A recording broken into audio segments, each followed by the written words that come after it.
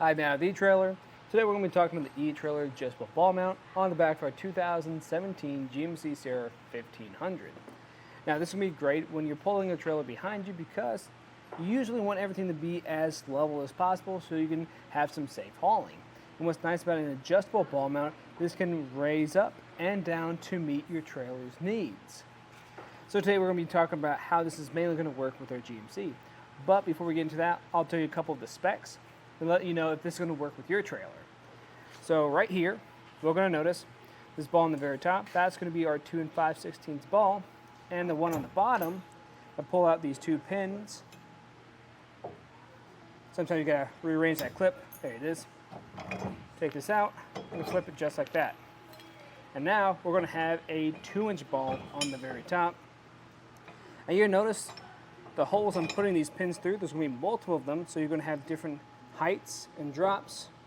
And it's going to have a max drop of 6 inches and a max raise of 6 inches as well.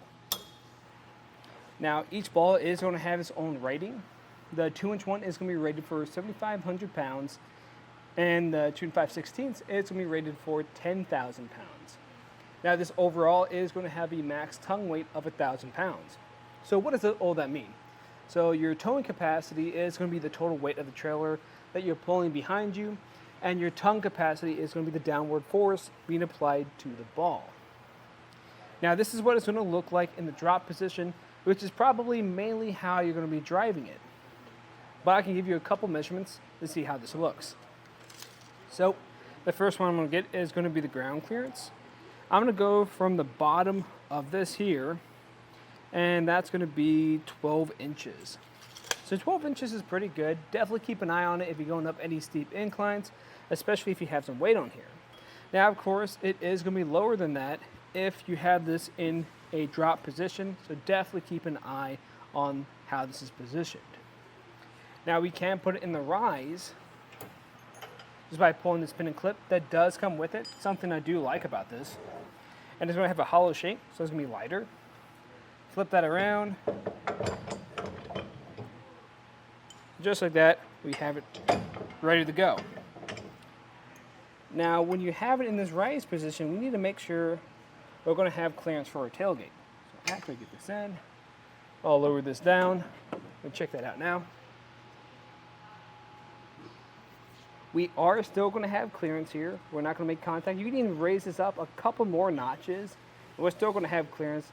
At the very top, though, you probably are going to make contact with this handle here. So definitely keep that in mind.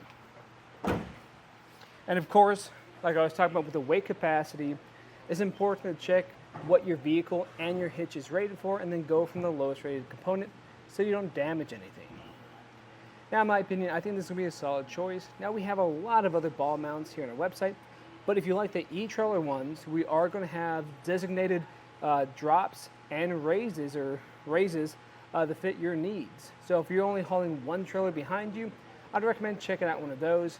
But if you have a few that you're pulling around, this is probably going to be the better one for you. But of course, if you have any other questions, let us know here at eTrailer. And again, I'm Matt. Thanks for watching.